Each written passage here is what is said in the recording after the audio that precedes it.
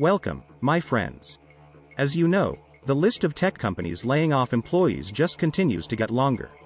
But you may ask, who is left on the list of tech companies who have not yet announced layoffs? There is Apple, Google, and there is Amazon. Amazon is a very large employer. It seems to always have a shortage of drivers and warehouse workers. But today, Amazon announced a hiring freeze for corporate positions. That is a hiring freeze and not a layoff. But the usual progression of events is first a hiring freeze. Then there is the rescinding of job offers that have already been issued. Then, there are layoffs. So, will Amazon's hiring freeze for corporate positions lead to a layoff? Only time will tell. We all hope not. But more than likely, it will. This video continues our coverage of the wave of layoffs sweeping the United States. What does it mean for Amazon? What does it mean for big tech companies? What does it mean for the economy? And, what does it mean for the future of the United States? But, before we get into all of that, please press the like button and leave us a comment below. We would love to hear from you.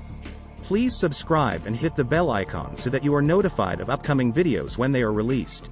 Amazon has just announced a hiring freeze for corporate positions.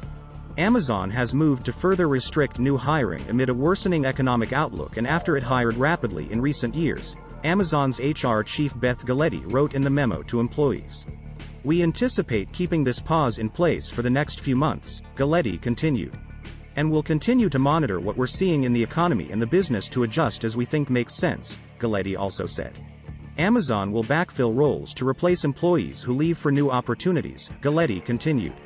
And Amazon will continue to hire people incrementally in some targeted places, she added.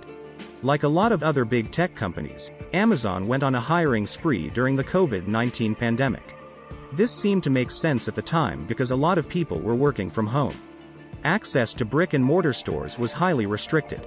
And many people just did not want to risk catching COVID-19 through what they saw as unnecessary contact with other people. As such, Amazon had to keep up with a pandemic-driven increase in online shopping. But since the pandemic has come to an end and the economy has opened up again, Amazon slowed headcount growth. Now, many consumers have returned to physical stores. And as a result, growth of Amazon's retail business has slowed. That is a major shift from the years leading up to the pandemic. We have all become accustomed to high double-digit growth from Amazon. And from a lot of other big tech companies, for that matter. But as things stand right now, Amazon's retail business is no longer much of a growth business. And Amazon is not the only tech company whose growth has declined to pedestrian levels. As you know, some tech companies actually have flat-lining or declining revenue. For example, Netflix revenue actually shrunk for the first half of 2022 before showing slight growth in Q3. And, of course, Meta has reported declining revenue for 2 consecutive quarters and is probably headed for a third. Amazon aggressively cut expenses across the company amid fears of a recession. If you follow this channel, you already know the economic narrative of the times.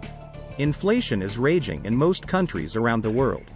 Central banks around the globe are aggressively raising interest rates. Consumers are feeling less confident. And they are cutting back on discretionary spending. Amazon has actually cut warehouse space. In fact, Amazon has also canceled new warehouses that were on the drawing board. It has cut some experimental projects, like robots. And Amazon closed its telehealth service. New Amazon CEO Andy Jassy is showing that he is a very different CEO than previous CEO Jeff Bezos. Of course, Jassy ascended to the CEO position at a different day and age with different economic realities. Amazon's headcount grew only 5% in Q3 as compared to Q3 of last year. So, that is quite a slowdown for Amazon. Amazon has 1.54 million employees worldwide. But, most of those employees are warehouse workers. And that is after Amazon actually cut its workforce for the first time in years in Q2.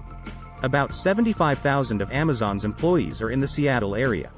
That includes corporate office employees. Amazon also has corporate employee bases in a number of other cities across the United States. Virginia, Tennessee, Silicon Valley, and New York. So it looks as though Amazon's new CEO is really tightening the ship. And the future Amazon is not the Amazon of the past. We could be seeing the maturation of Amazon.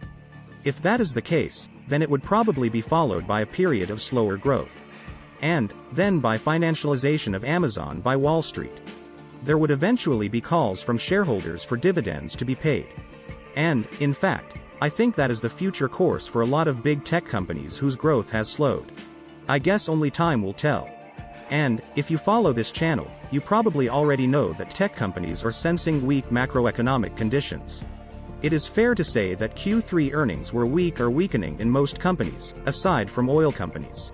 Consumers' budgets are getting tighter because of having to spend more on gas and food. So, consumer discretionary spending is weakening. Corporate marketers are cutting their ad budgets, especially online. And ad revenue is the lifeblood of many big tech companies. Google and Meta Platforms reported decidedly disappointing Q3 earnings. Both companies have hinted at layoffs, but not actually made detailed announcements. Meta has begun quietly pushing out a significant number of employees. The company has restructured departments and given employees 30 days to find a new job within the company. This enables the company to cut a lot of positions without having to issue pink slips en masse. Analysts expect these reductions to be a precursor to deeper cuts. Meta is trying to cut costs by at least 15% by the end of the year. Shares in Meta Platforms are down by over 50% so far this year. And the market capitalization of Meta has fallen by over $685 billion since its all-time peak in September 2021. The market capitalization of Google is down 27% over the past 122 months. Alphabet chief executive Sundar Pichai said, Google would slow hiring for the rest of the year and employees should be more entrepreneurial. Speaking at the Vox Code conference, Mr. Pichai said that Google needs to be 20% more productive. But not all big tech companies are adopting the stealth layoff approach like Google and Meta. Snap has publicly announced layoffs of 20% of its employees. This comes after Snap grew its headcount by 65% within the past year and a half. Google, Meta, and Snap are probably the most notable of the companies reducing headcount. But there are many others. This year, it is clear that Wall Street analysts are valuing profitability over prospective growth. As a result, unprofitable tech companies' shares are getting punished. It seems that the day of reckoning for tech unicorns has arrived. And all companies are forced to either be profitable, find a merge partner, or die.